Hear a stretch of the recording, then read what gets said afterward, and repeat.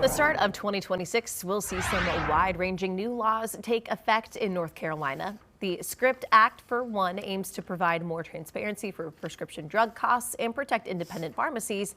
And internationally trained doctors, they will be able to apply for medical licenses now in North Carolina. Joining us now, our chief legal analyst, Khalif Rhodes. Good morning, Khalif. When we sit here and we talk about this, let's talk about the prescription, because medical has been in the headlines for a lot of time. So how will this help with cost? Yeah, I mean, this is steering individuals to independent protected pharmacies as opposed to the big type of pharmacies. And so it has a twofold approach. It could lower costs, but on the other hand, it could raise costs. I don't think enough research was done to support either, but I think there is a large percentage of folks that push this forward that believe that this will lower costs for individual folks that are going to the pharmacies, because now you're not pushing these smaller folks out, which now they can control the cost on the lower end, and it's not some big industry that's not in your neighborhood creating the cost. All right, let's talk about those internationally trained doctors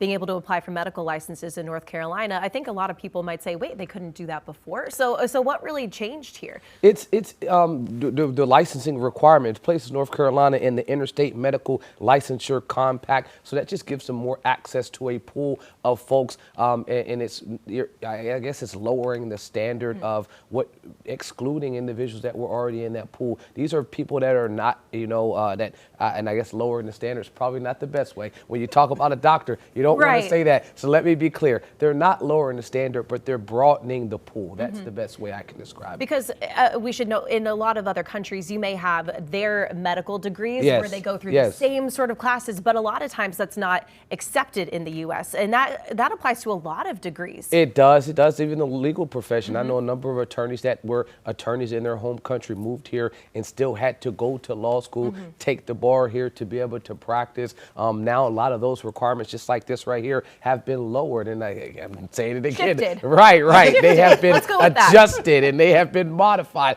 to allow folks that have already went through the requirements. You went to law school for 3 years. You've already been practicing in the country. You know what the law is. You shouldn't have to go back to law school to do that. That's the same thing here. If you can pass your boards, if you can get through a compact that is already saying we have a standard for a group of folks, and these folks have already met the standard, now in the state of North Carolina, we're going to allow those folks to come in here and practice, and that's what it's doing. For sure, not lowering, but widening and adjusting the standard. That's what I was going to say. It looks like with these two laws, they are actually increasing the pool for our patients with doctors and maybe lower medical costs, especially coming up to this new year. It is. I mean, but those are just some of the tip of the iceberg of the laws that we've passed this year. I mean, you see a lot of things throughout the year that will get passed, and then it will say will take effect January 1st the next year, and you kind of forget about a number of them. HB 805 was one of them. It's this gender, religions, and parental rights law. This was probably the biggest push that came forward with people wanting to have, ownership, parents, I should say,